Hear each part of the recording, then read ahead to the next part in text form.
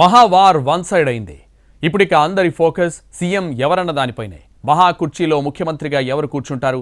ఫడ్నవీసా, షిండేనా, లేకుంటే third person తెర మీదకి వస్తారా? మహారాష్ట్రలో వాట్ నెక్స్ట్?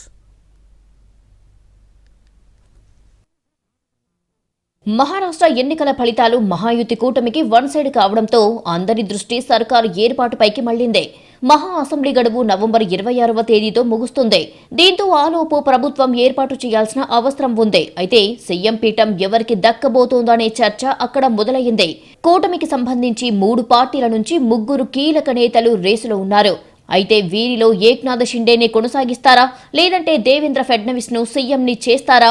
ముఖ్యమంత్రి కావాలి అన్న అజిత్ పవార్ ఆశయం నెరవేరుతుందా, లేదంటే మూడో వ్యక్తి తెరమీదికి వస్తారా అనే చర్చ నడుస్తోంది.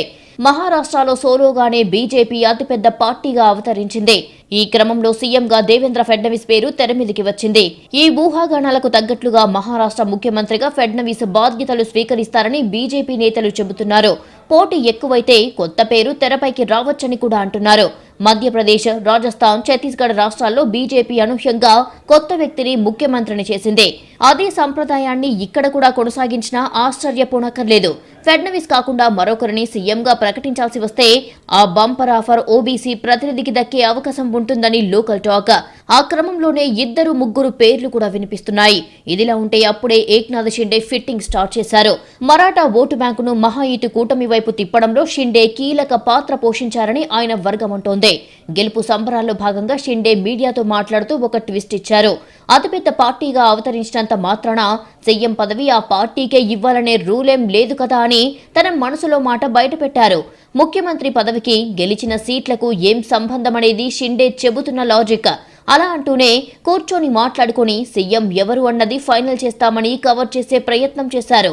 ఇదే టైంలో సీఎం రేసులో అజిత్ పవార్ కూడా వచ్చారు.